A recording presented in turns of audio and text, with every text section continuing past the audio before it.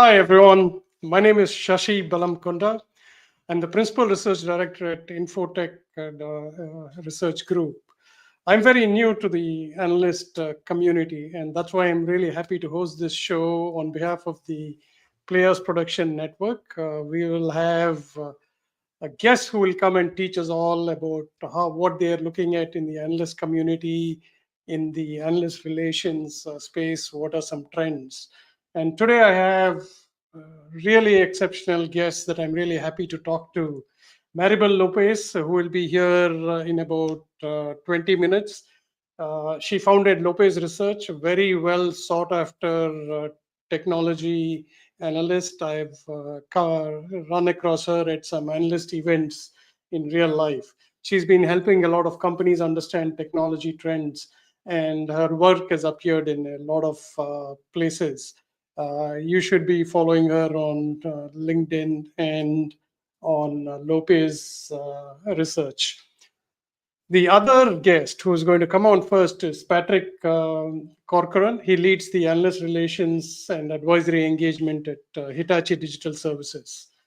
Now, he works with, I think his focus is mainly, he's part of the growth marketing team there, which is also, there are some experiences in his past, like being CMO at Luxoft and running the PwC partnership at DXC Technology. So it's very interesting there. Patrick was traveling, so I recorded this conversation just a little while ago, just in terms of the timeline. So let's go ahead and bring in Patrick. Sashi, good to see you. How's everything? Good. And I know you're coming to us from a very faraway destination on behalf of Hitachi Digital Services. So why don't you introduce yourself to our wonderful audience and also tell us where you're joining us from?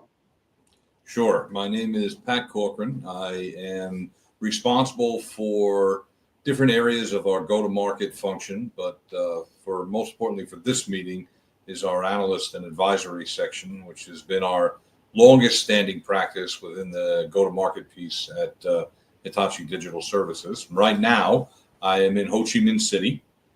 We had an amazing roadshow here with my colleagues in Vietnam, and it's been a combination of internal, external, public sector, a whole lot of work.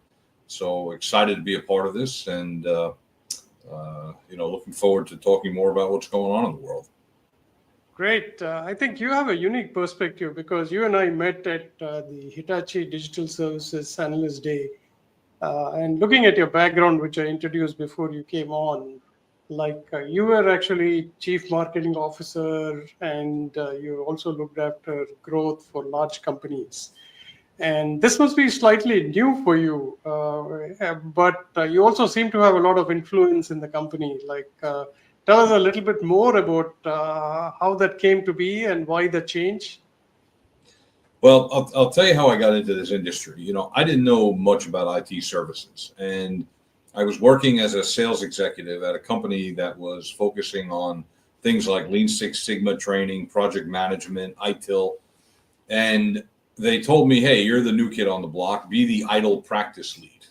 ITIL, I don't know what that means. So I had to educate myself on all this stuff, and then I started to say, "Wow, leads don't come into the company as fast as every salesperson thinks. You actually have to put a go-to-market plan together." So for about a year, I was running, sort of the ITIL go-to-market, and this was during the conversion from V3 and the next version, so on and so forth.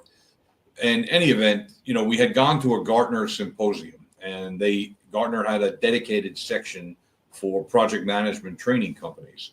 So I went down there, let's find the leads, meet these CIOs and VP for ITs that had training as a part of their budget. And we were in a hotel that we were staying at, and I was sitting there with my former colleague at the time, and I said, I feel like we're not networking enough. So I see this woman at the bar. Said, you know what? I'm going to go start to talk to everybody I can. They had a Gartner lanyard on, and this woman, Alina, who started to tell me, "Hey, I'm looking for an analyst relations manager do you know anything about this, or do you know anybody? And I said, that sounds kind of interesting, because in my education background, I was doing a lot of work in international affairs, research, editorials, analyzing sort of global policy and things like that. And I wasn't really a net new business development guy. It was kind of my first job, so I was working it out. I stayed in touch with Alina for 12 months. And every month I had to come up with a reason to email her and say, hey, I'm still interested in this analyst thing that you were talking about. So I wake up one morning in July of 2000. So this conference was October of 2012. I wake up in July of 2013. She had sent me a video of Luxoft, which was my entryway into IT, going public. So now it all came together, right? She was running investor relations, and she wanted me to wait until the company went public, so then they could sort of start to think about their go-to-market. And then I had a chance, she had, brought me in. I met the CMO at the time and so on.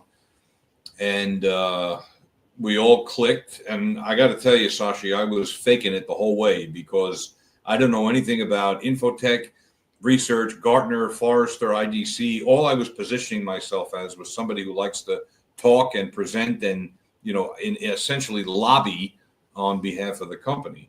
So I'll never forget, like, I walked in my second day, I'm already onboarded, and, I'm super excited about the job. And so there was somebody who Alina had hired, who was her assistant, kind of helping her with scheduling, and every now and then she would manage an inquiry.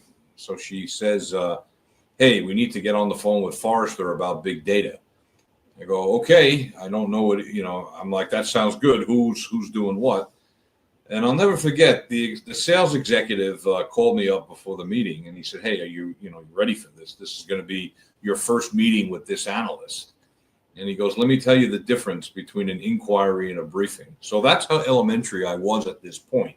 And once I, between the guidance of that in that second week, third week, next thing you know, I'm in Ukraine hosting an analyst day, 4 weeks into the job.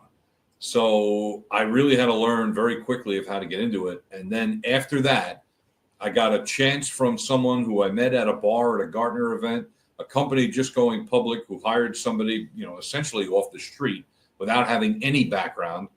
And, things like that work itself out, and you got to take advantage of it. So that's kind of how I got into it. And I fell in love with this whole, what I used to describe as a lobbying function. And, we have to make sure the company is represented well in all areas of research and advisory. And then basically, I started to work myself up the chain, ended up, as you mentioned, as the head of marketing. We got acquired by DXC. DXC is a massive company, still is. And there was a chance to reset their advisor relations. I jumped on that opportunity because I wanted to have a tier 1 logo on my CV at that point. Luxoft was about a little less than $1 billion. DXC at that point was about $20 billion. And, I worked the PwC stuff. And then, after 2 years of that, Hitachi called, and B2C, I'm thinking televisions and hardware. And little do I find out there's a services business. And, I guess the rest is history. So I know that was a long answer, but I think it's important for people that don't know about this function to see that, hey, if you're good at the certain tactics you need, you can easily get out of marketing or get from marketing into this, or from sales or from research. It's a really interesting space, and I'm sure you see it too from the side of being an analyst talking to everybody. I mean, I love a couple of things. Number one is don't be afraid to change careers, right? The second thing is the importance of networking. I can tell you, I have some stories which I'll probably share at another time about my own changes in careers and my experience not knowing what analyst relations is. The third one, I might disagree with you a little bit with the word lobbying. Mm-hmm. It may be more, in my opinion, using influencing, but it's absolutely, what you're saying is absolutely true. You need to pass the message about your company to people who may not know about your company or may have a different opinion. So that's really great. Now, you've managed to build a lot of credibility with all the functions within the company. How is that working? Do you have to like bang on doors and tell them what this whole function is about, or how do you get their influence, internal influence first?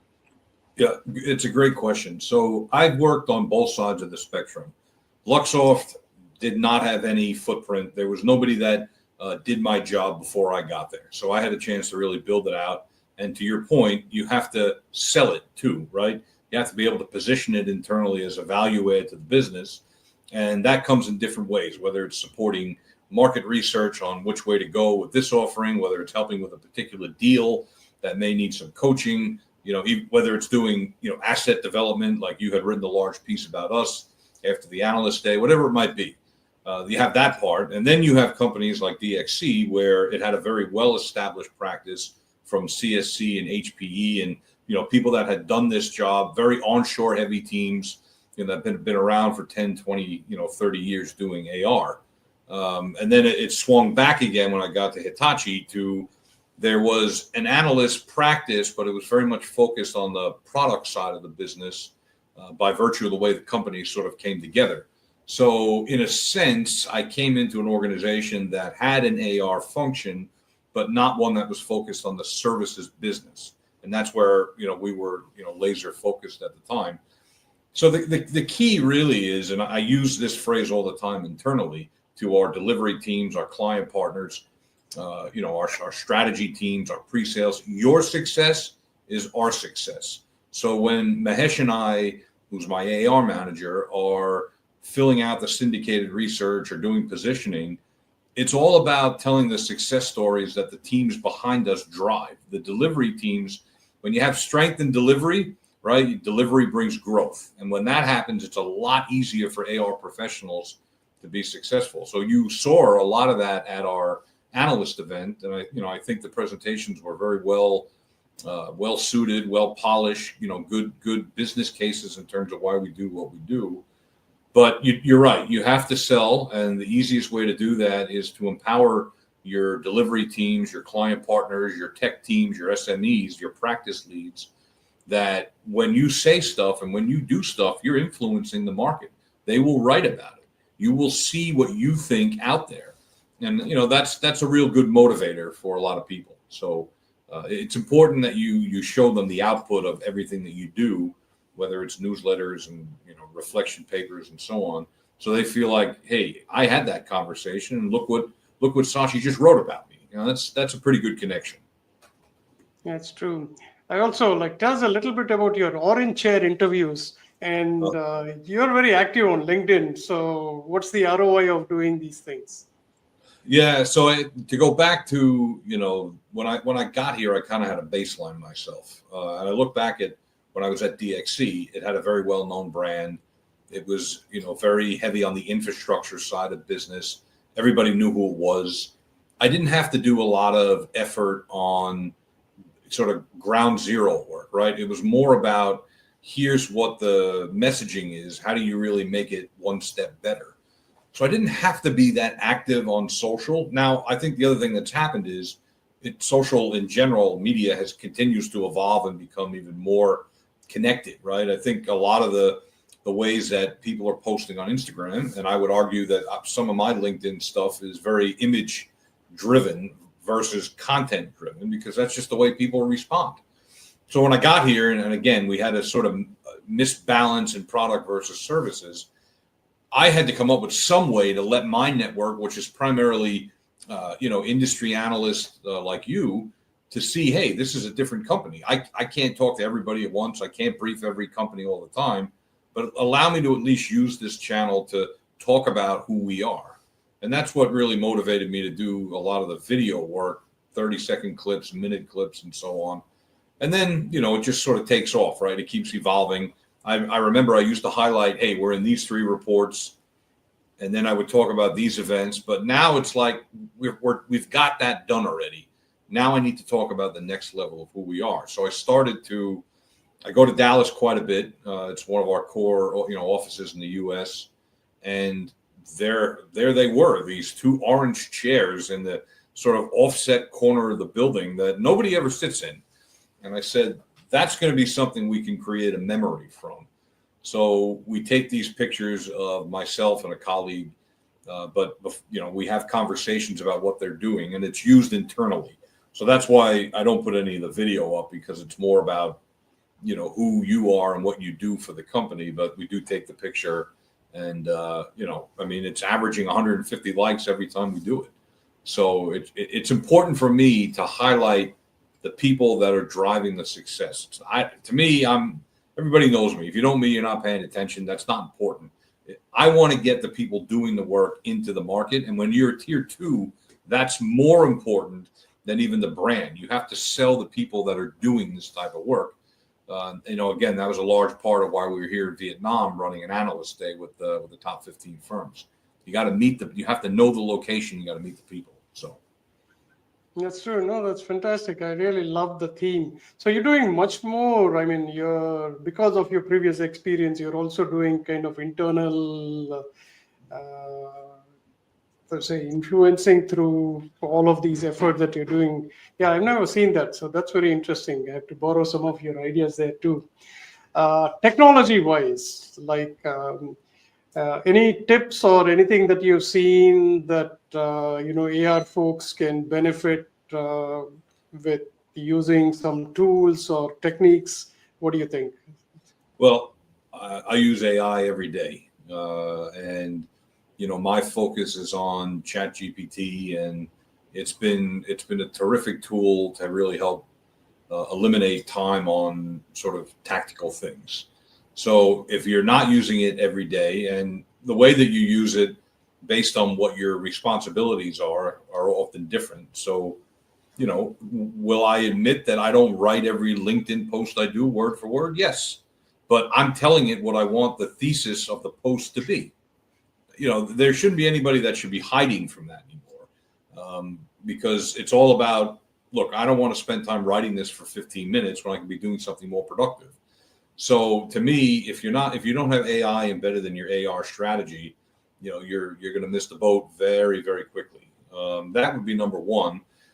And the other thing is there's certain tools that helps with a lot of the RFIs for the syndicated research that does a lot of the editing now and helps. You always have to make sure that you're not fluffing things up beyond belief, and make sure there's continued alignment year over year with what you're sharing with the analysts. But I would say AI is definitely something that AR professionals should be, totally connected on. Even on the market research side, which I am not responsible. We work closely with that team here, but they're very aggressive in leveraging it to make sure they have the most recent and up-to-date research on their reports that they're putting out for the business. So some AR teams have market research as a component of that by virtue of the subscriptions to the different, tier 1s and tier 2s, whether it's quant or qualitative data. And so that's been an important piece. But in terms of any other specific tools, there's not much that we're using right now. I know that and I'd be curious to what you feel about this too. There's a couple agencies out there that are, I think, making a big comeback in terms of outsourcing AR or doing a lot of the sort of measurement of the ROI from an independent side to help with business cases internally. But that's not an area that we've sort of leveraged right now. But I'm curious if you're seeing a lot more of that as well. That's interesting. I feel like I'm getting interviewed now. But you bring up a very important thing. But from the trends that I've seen, and I'm quite new to this field, having transitioned from being a CMO myself. The trend that I've seen is for companies that don't have an AR function, they start with one person and they quickly realize that they need to ramp up fast, in which case an agency comes in, helps with setting up the program, identifying the analysts who they should interact with, and also event help. It's a big thing. Now, as that happens, there is a stage in which they feel like, hey, we need to bring this in-house. Some of these agencies also have like newsletter tools.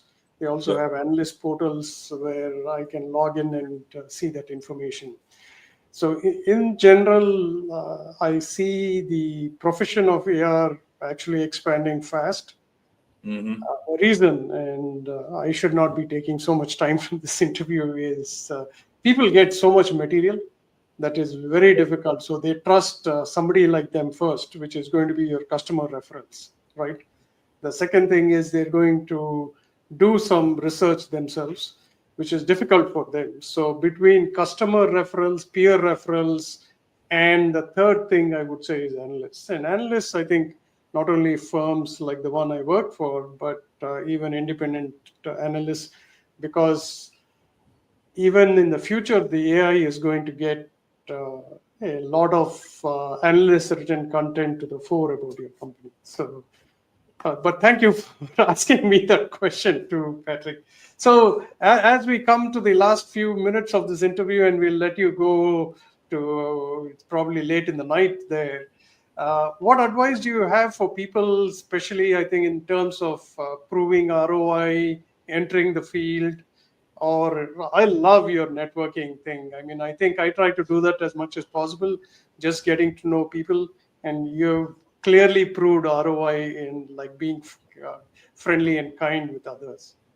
Well, what I've noticed about the analyst world, there is a minority group, and yourself is included in that, where you're engaging not just with your peers on social.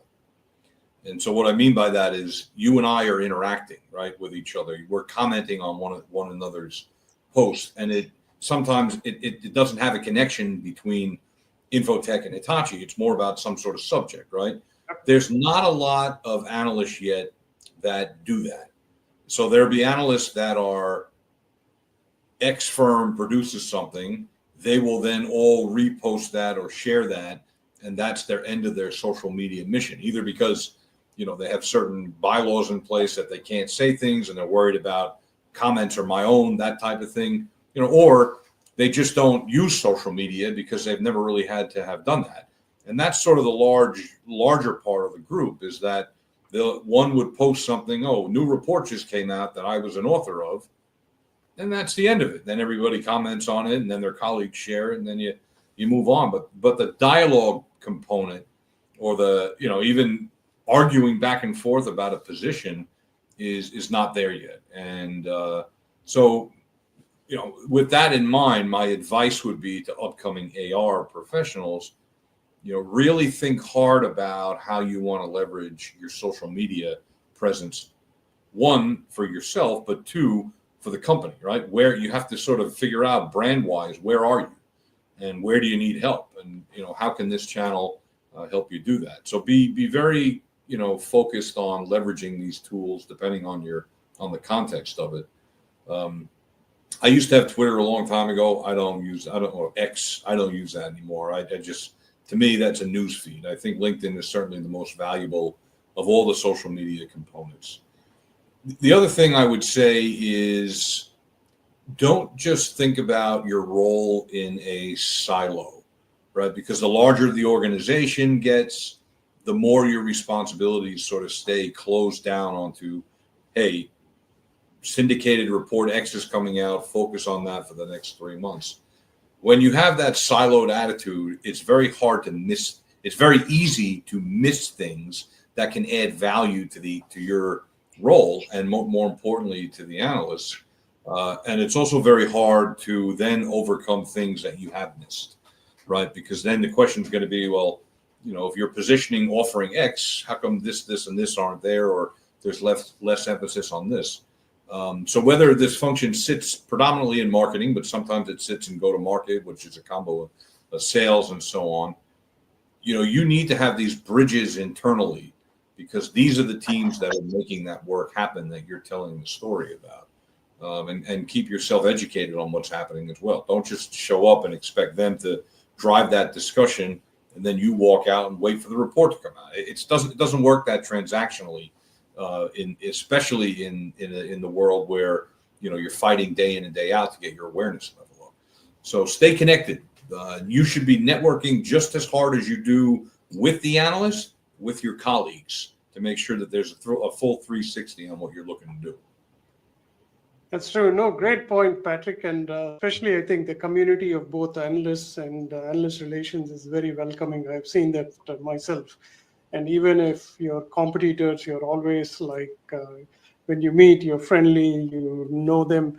But the Yep. important point that you make is like network for yourself as well, and not just for your work. So that's a great point. Any closing comments, Patrick, as we come to the end of this segment of the Talking Headless show? Well, I will say I got to give Vietnam a little bit of a plug here. You know, this has been a 4-day business trip, and we started with some internal workshops where the teams here were talking about AI and what they were doing from an innovative point of view, from a delivery perspective. And it's always good to see the teams thinking about that. The average age of the professionals here is 29 years old. So this is really on the cutting edge in terms of the age group of the new technology.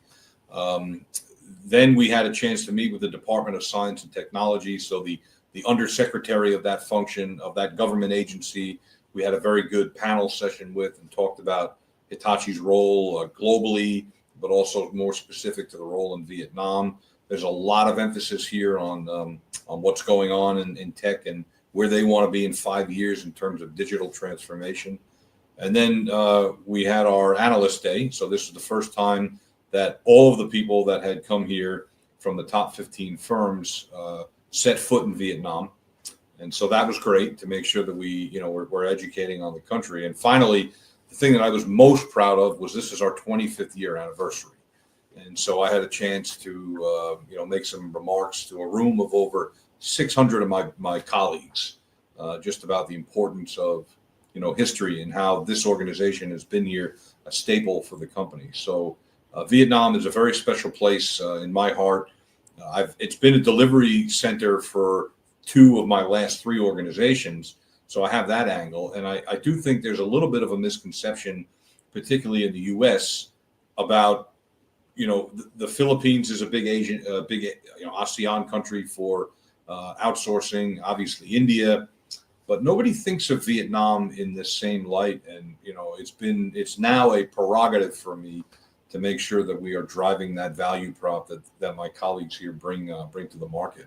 So I was super excited, Sashi, that you invited me to do this when I'm here, because it gave me a chance really to kind of reflect on the trip, and looking forward to many more of these as we continue our sort of coinciding road shows on everything we're doing. Sounds good, Patrick. Thank you very much for joining us today, and safe travels back, and we'll see you again soon. Appreciate it. Be in touch. Thanks. So that was Patrick Corcoran from Hitachi Digital Services. I'm really very, very enthusiastic about our next guest who's coming up, Maribel Lopez from Maribel Research. So I follow her all the time. I'm really interested in such thoughtful content that she puts out that not only helps technology companies, but the community in general. By the way, thank you, Ryan, for your comment. I'm sure Patrick is fast asleep in Ho Chi Minh City, but I'll make sure he sees this. And to everybody else who's joining from YouTube, Facebook, LinkedIn, please join the comments. And here's Maribel. Hi, how are you doing, Maribel? Good. How are you? Good to I'm see good, you. thanks. No, thank you so much for agreeing to be a guest on our show. I'm really excited in learning about our journey. So why don't we start off with an introduction in your words? I'm not sure I did a good job introducing you before. So I'm Maribel. I'm the founder of Lopez Research. I know you wanted to talk a little bit about the journey.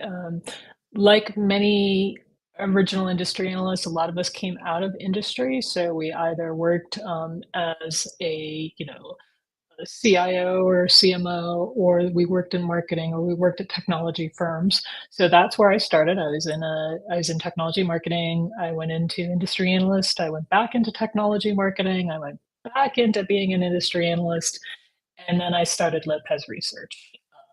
I actually moved to California when I started Lopez Research, and I thought I'd go work for a startup. But it turns out that the skill set I had isn't necessarily relevant for startups. It's more relevant for larger enterprises. And I spoke to a couple of my previous contract holders, and they were very interested in still working with me. And that's how it started, and it just kept going. So that's me. So we should probably add entrepreneur also to that. Yes, yes. It's a good thing. It's been an interesting journey for sure. I started when there weren't a lot of independents in the field. It's a very different marketplace now than when I started.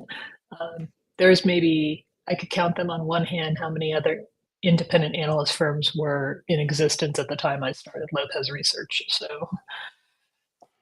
big But change. I'm sure, yes, I've been also hearing that quite a bit. But in general, when you think about why did you choose this career in the first place? Yeah, so when I was in university, I thought I wanted to work in strategy, and I didn't quite know what that meant. And when I was at Motorola, I actually moved from finance and into strategy, and I really liked the work. And what I discovered was that being an industry analyst, which really wasn't a very well-known career at the time, was one of those jobs where you could spend a lot of time working on strategy, but not just strategy within a specific company, looking at market strategies in general, looking at the strategies of different companies, trying to figure out what works, what didn't work.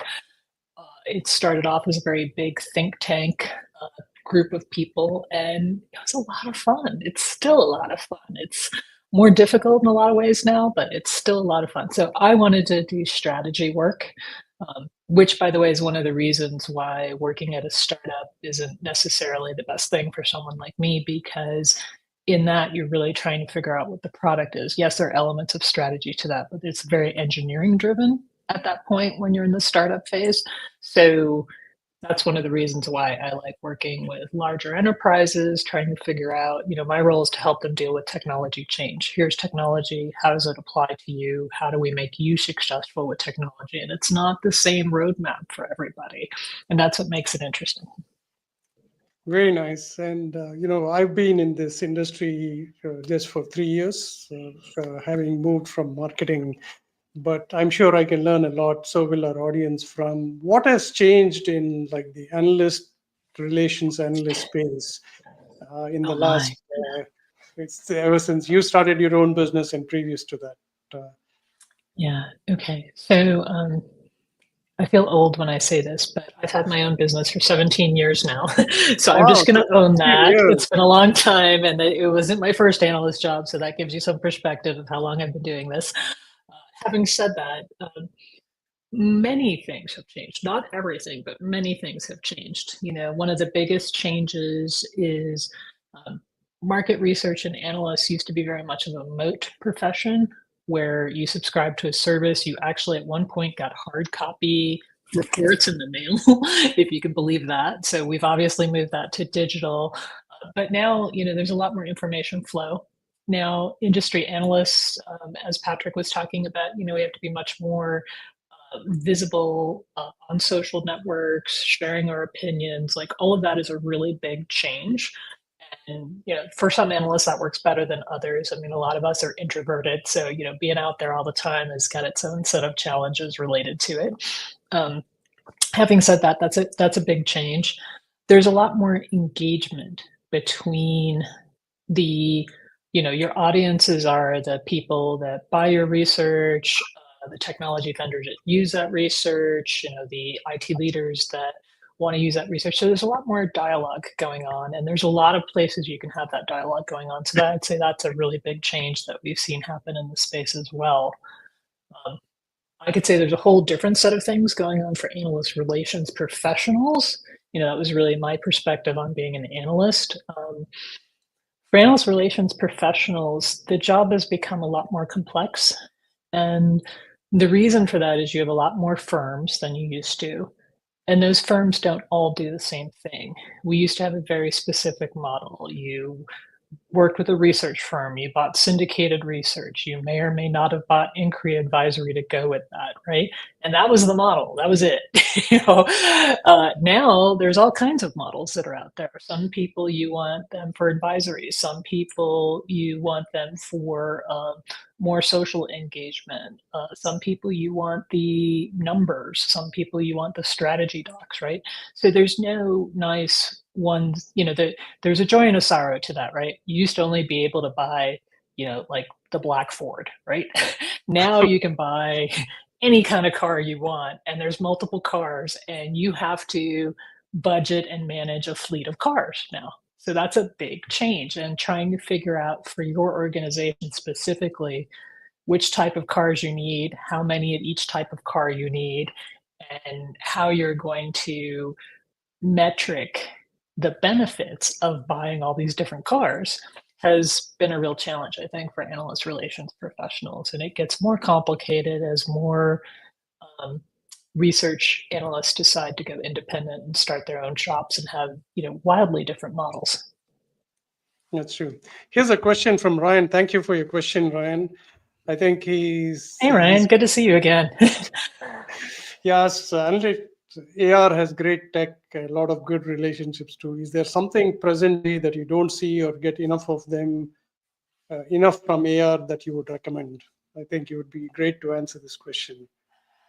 Yeah, and I don't necessarily think, Ryan, that this is an AR professional's issue, meaning I don't think that they don't get this, but I think the issue is there's a lot of anxiety of corporate executives speaking with analysts or how much engagement they want to drive with analysts. So I think one of the biggest issues in the industry right now is analysts don't have enough context from the executives of the companies they're dealing with to understand what their strategy is, what's important to them, how we as analysts can be helpful to them, because as I mentioned earlier, we don't all do the same thing.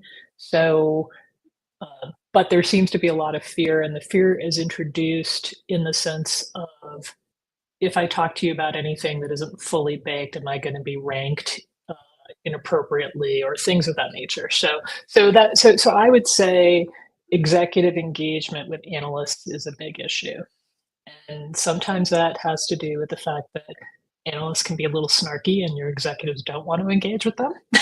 We as a lot can be prickly.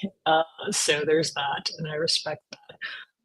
But having said that, if we don't understand your strategy, we can't communicate your strategy to other companies. So I think that level of engagement has to change in the field at large. But I also respect these guys run, hundreds of millions to billions of dollars of business on occasion. So their first goal is not to wake up in the morning and go talk to 50 industry analysts, right? Yeah, I had a question on this. I'm actually going to be presenting about how to talk about business value, especially with technology. I see that as a big challenge, even in my previous job. But there are highly technical analysts who probably understand whatever technology jargon that comes through. But is your advice also to simplify it? I think you did mention that the better you make the analyst understand what you're trying to achieve in your strategy. But in terms of this highly technical jargon and things like that, since I'm new, I can afford to ask the question. And so is the question basically, should people be marketing highly technical jargon, or do they need to up-level it? Is that the question? Yes. I mean, what do you think?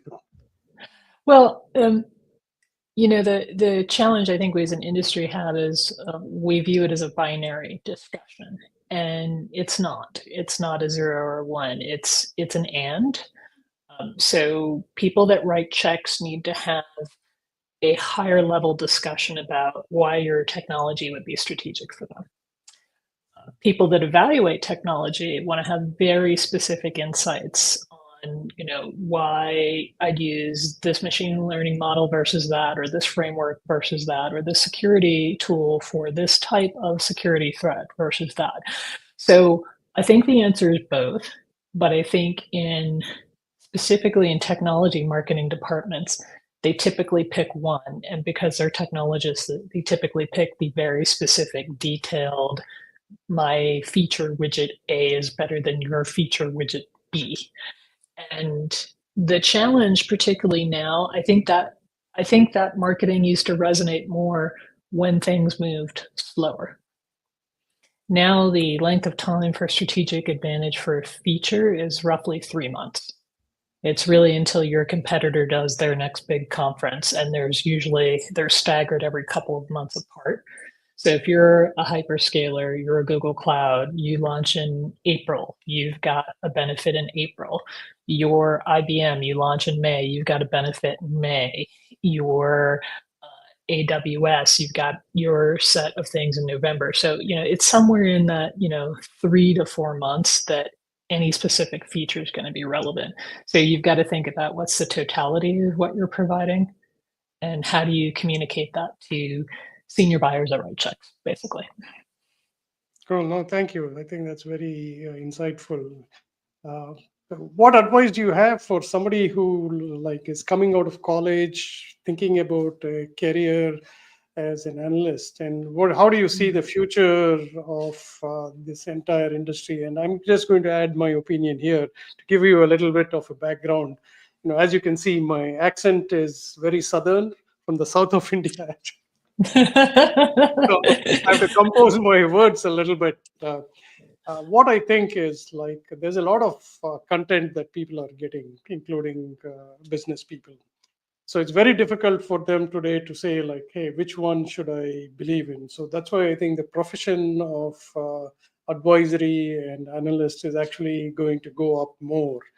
Because as I mentioned to Patrick, number one is your customer referral. Number two is peer-to-peer referral. And number three, people struggle hey, what do? Do I look at reviews? Do I look at scores? Or do I talk to somebody who has knowledge on this? Do you agree with that? That it's from number 5 or number 6, I think having relationship with analysts has actually become number 3. And how would one start today? So, this gets back into the category of all analysts don't do the same things, right? So some analysts are very good at doing, here's market share, market sizing, and forecasting, Yep. right? And you may or may not want to talk to that analyst on an advisory capacity, right? Some analysts are really good at advisory and never touch, say, market forecasting or other things, and their goals are maybe to understand buyer behavior, which, by the way, is not always rational. So the number of people that come in and say, I have a superior widget to blah, blah, is that's great, but your customer might not care about it being superior. They may care about it's easier to integrate, or it's less difficult for me to do a full migration, or whatever that is, right? So that's one of the things that we look at. So I agree with the premise in general that advisory-based analysts will still have a role.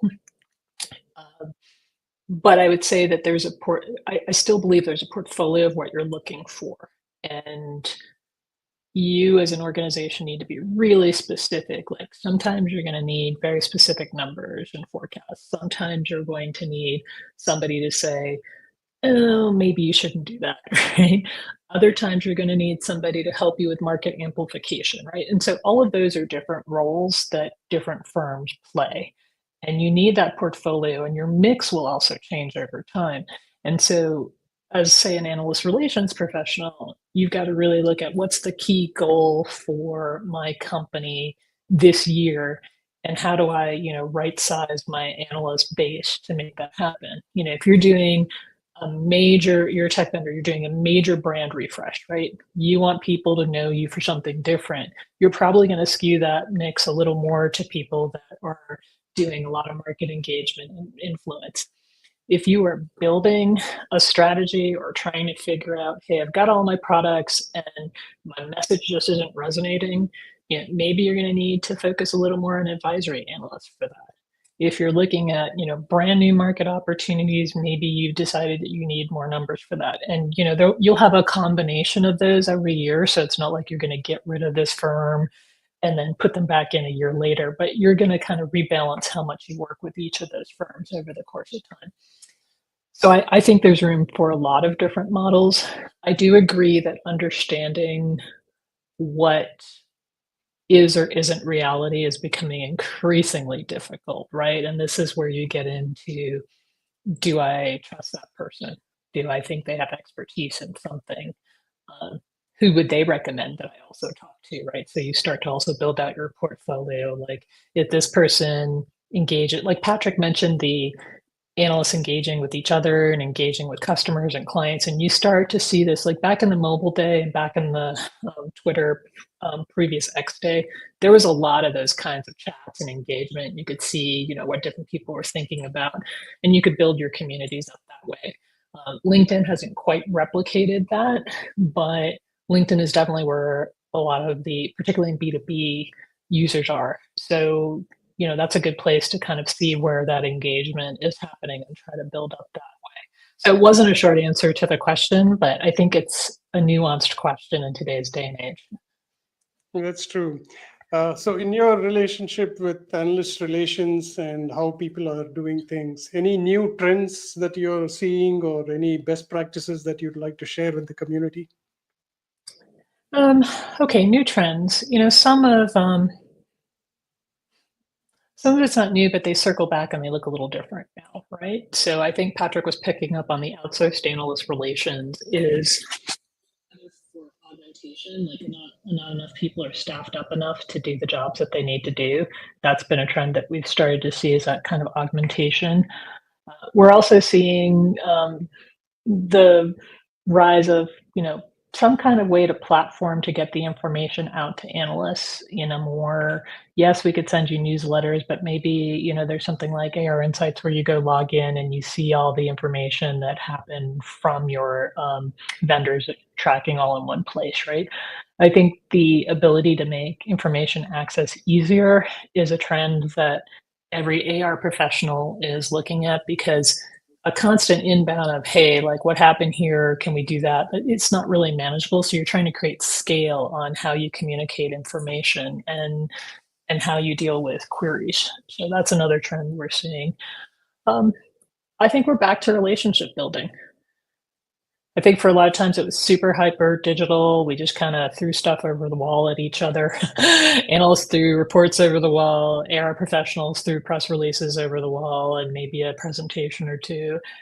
And now I think we're trying to figure out how to get back to that discussion I was having earlier about like truly understanding the business and where it's trying to go and what value it's trying to offer, because it's an extremely dynamic and competitive market right now.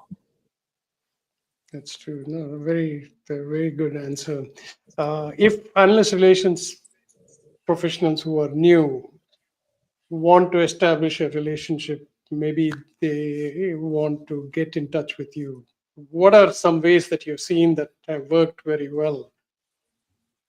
Yeah, I mean, there's we're back on like the social networking again, right? So actually, most analysts, for better or worse, I can't tell you the number of lame emails I get right now, mostly from PR firms that have no idea what I'm doing and they'll just pitch me anything. But most of our information is actually quite available. So there's a lot of ways to reach out to an analyst directly and say, hey, I'm, a new AR professional. I'd like to talk to you.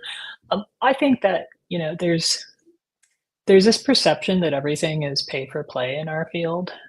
I just like to take that one head on for a moment and say, the best analysts are going to, if you're relevant to their field, are going to want to talk to you, whether or not you have a contract, right? Because it's important from an information flow to understand what you're doing.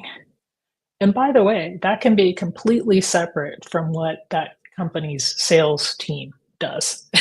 So know that those are two different things, right? The sales team might be all over you as soon as they figure out you're there, but that really has nothing to do with the analyst, right? So, this is one of those things where you got to build the relationship and you've got to say, hey, what are you working on? And what you're working on, by the way, changes, right? You might Google me today and decide I'm working on X, and then, 4 months from now, that topic may have shifted and it's completely in your wheelhouse. So I think the other issue that's really hard is, much the way technology vendors change their products all the time, analysts are always updating their coverage all the time. So you got to be like really diligent about understanding what's the conversation people are having. And sometimes you can actually monitor that pretty well with social tools, because they'll pull out, the words, the themes, the topics, the sentiment, and share that with you. But that social monitoring may or may not be in analyst relations, right? It may be in marketing. So you've got to build that bridge in your company and make sure you have all that information so that your job's a little easier. I don't know if that quite got to the answer to your question, but if you want to work with an analyst, I think, the first thing you do is try to reach out to them in a personal way, and then be really clear on what your intentions are. Because if somebody reaches out, it's like, hey, I just want to have you know me and work on building a relationship, like so that the analyst knows this isn't a sales thing yet. It's just a want to get to know you, want to share what's going on, that kind of thing. And then, there are other times where it's like, hey, we don't know each other.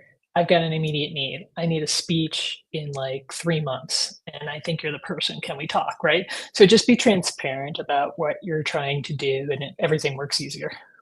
That's true. I think that's great advice, and should be logical also, right? One would think. Yeah, but we don't do it. It's like there's a lot of logical things that we don't do, Sashi. It's like, well, I'm worried if I like call, she might not want to talk to me unless she thinks there's some business opportunity. Well, particularly with the larger firms, whether or not you sign on doesn't really do anything to their salary. So it doesn't matter from that perspective. And in the smaller firms, you're like, yeah, I want to know if you want to do business, but that doesn't mean if you don't have a contract and an SOW lined up today, I'm not going to talk to you, right? It's like, hey, this is a very small world at the end of the day. Yes.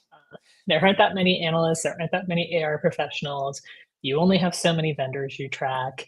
Even if there's a plethora of startups, they end up getting rolled up over time, right? So I went back and just this quick aside, I went back and I tried to remember when I started working with one of my clients, because we were talking about this client. And it was so long ago. It was like before I even started my firm. And I started to think about that. It's like how many jobs that person had had and how many times we had sort of circled around each other because we both ended up moving into different fields or coverage areas. And I was like, 18 years is a long time to know somebody and to work with them. And that to me says that this is a small world and you've got to be really very careful about how you want to build relationships and what your ethics are and how you treat people, because it comes back to you, Yes. And we all know each other and we all talk to each other. That's the other thing. Even the analysts, I don't think that the AR professionals realize like how much analyst to analyst cross company dialogue there is. There's a lot. So always assume that anything you're thinking of will be known by more people than you tell it to. So, so if you're going to talk garbage about firm A, assume that, the firm B you're talking about might be friends with firm A. You just never know, right? So be a good human, I guess, is my advice on that one. Oh, that's very appropriate and I think much needed too. That's true. One thing I wanted to, I've been doing some research on how LLMs rank people. What I'm actually finding is a lot of content that comes up from analyst notes and analyst reports actually comes up very high for two reasons. Number one is the signals of experience and expertise is much higher for analysts because they've been doing that for a very long time and have a good qualification that is very evident if you like search for somebody, right? So I think what I'm trying to say is an opinion that is outside of a company is going to be much more valuable in the future of AI-powered search, and it will change obviously. But from what I can find so far, have you been seeing that too? Well, it's interesting. I literally was having this discussion with somebody yesterday about LLM ranking effectively, and I'll tell you what I worry about. If you were going to do an experiment with AI and you take your research report and you write your research report, and then you say something like, how would I rewrite this to be SEO friendly? Or how would I rewrite this to be LLM friendly? It does actually change the content, sometimes in a very significant way, because I've tried this just for kicks. This is what analysts do in their free time. So I worry very much that optimizing for LLMs becomes like the clickbait of 2026 and that everything starts to sound the same. I do agree with you that, the expert stuff will be picked up more than not. So the question is like, how do you maintain your expertise and your voice in a world that's skewed towards certain things? Now, one could say that maybe over time LLMs get much, much better at this. So there's that option as well. But I worry about this a lot in marketing, right? When I hear presentations that, XYZ AI is going to create your content marketing. And I'm like, well, is my content marketing going to look like the next person's content marketing? Because we're all using the same LLM, right? And yes, you can do that, but it requires you to be very thoughtful, not just like throw in one prompt and accept it. Because if you when you look at what's going on in education and teachers saying they can tell if a large language model has written your report, it's because of the consistency of the way a large language model could write certain types of research. You can pick up on phrases just like that person never would have said that LLM says it all the time. So those are some of the things I worry about with our reliance and dependence on LLMs going forward. I really worry about the lack of creativity and unique voice, and I hope we find a way to bridge that. But yes, Yeah. it's a big trend. You can't ignore it, right? And I think particularly you're going to see a lot of this happening when vendors are looking for how do I position things on, say, social media. And Patrick was talking about he has what he's going to do as a prompt. That's what he wants to talk about. And then the LLM is going to create it in a way that it thinks is most engaging for the audience, right? So there's some automatic ranking things that are happening there as a result of that, right? So we'll continue to go down that path, and this will be like our next phase of learning how to do digital marketing in a way that is both unique but effective. That's true. No, this is wonderful, Maribel. I'm sure we could talk on endlessly, but we are coming close to this. But thank you very much for your expertise and time. The next segment is actually what I've introduced. It's called Marketing While Brown. And I usually pick one like maybe a little known company that's doing something new. And I think it's been interesting to watch that. So we'll have that, and I'll also say who the next guests for September are. But I really appreciate your time and the insights. I'm sure the audience really appreciated that too. Thanks, Maribel. Great to see you. Cheers. Bye. Bye.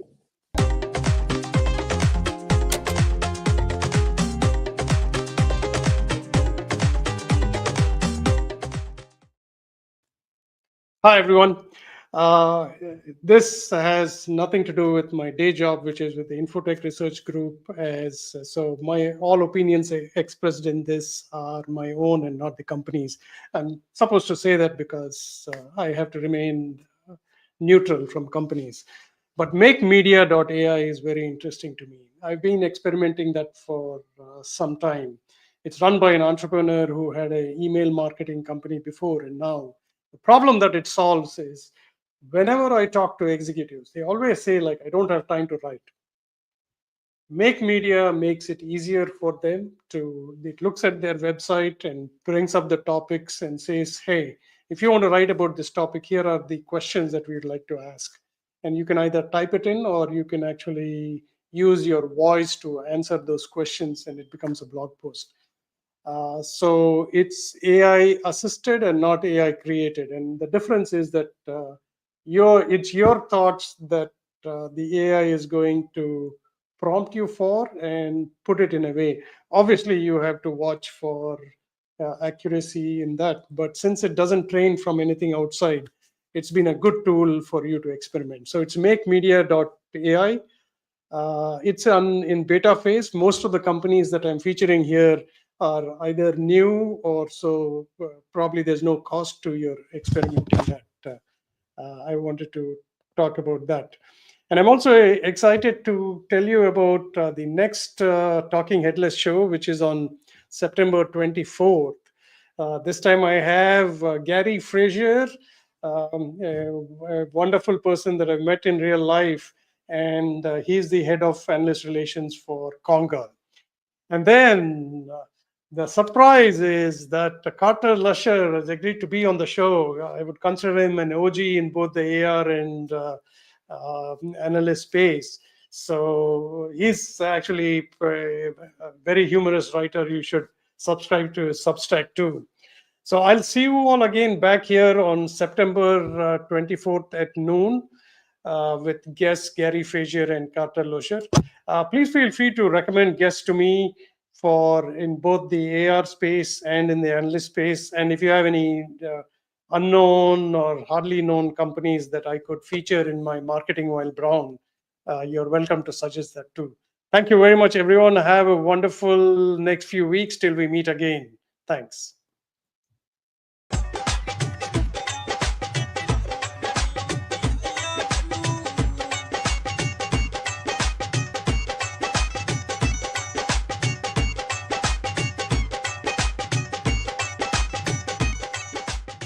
This has been a Players Productions Network digital broadcast.